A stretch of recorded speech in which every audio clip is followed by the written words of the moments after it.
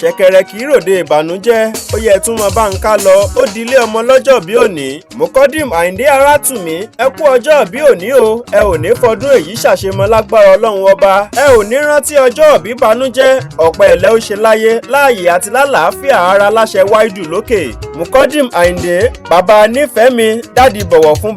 bàbá mo ráàánú gbà, dádì Ọláìtàn ẹ ò ní mọ sàárè ọmọ. Mukodim Arátùmí olówó orí ọkọ Péyẹmí ọkọ ti Mariam adé orí oyin, ẹ ò ní mọ bànújẹ́ lórí àwọn ìyàwó, ẹ ò ní gba lẹ́tà ọ̀fọ̀ lórí ọmọ kankan. Mukodim Àyìndé Arátùmí ó yẹ jẹ́ ń kì yín dèlù bàbá tá a gbé bí yín lọ́mọ, mo ṣe bẹ́ẹ̀ dẹ sánilé ẹ̀dẹ̀ mọ̀ kó àrógun ìyakun àgbò ọmọ ajílàlá ọ̀ṣọ́ ọmọ ajífọjọ́ gbogbo dáa bí egbin, ṣe bẹ́yìn lọ́mọ tìmì àgbàlé ọlọ́fà ná arúgbàdo làlú àrùn gúgúrú wọgbó ẹ̀dẹ̀ lọ, ẹ̀dẹ̀ mọ̀ pó alápò kan tìẹ̀mí tìẹ̀mí ọmọ àbòṣà tìmì, ẹ̀dẹ̀ ilé ìlà ọ̀kín ládémọlámọdí ọmọ olódò mẹ́ta ọ̀tọ̀ọ̀tọ̀, ìkan ń ṣe wá bù mí wẹ̀, ìkan ń ṣe wá fi mí fọṣọ, ìkẹta ní tìmùtìmù kẹ́gbẹ̀dà sínú, ṣèbẹ́kọ àtilá ló ń jẹ wọn lẹ́dẹ̀, kò ní rẹni dẹ́dẹ́ ká mọ̀ lè dẹ́dẹ́, ó rẹ̀ mí kò rẹ̀ mí ń ó dàgbà léèlé, òkè tìmí ń ó gbọ́dọ̀ yàn. Mukodim Àyìndé Arátùmí ọba lókè kó jẹ́ kọ́dún ó yabo, àwọn ìyàwó yín náà ní kí n kí yín wọ́n ní kí n wí fún yín pé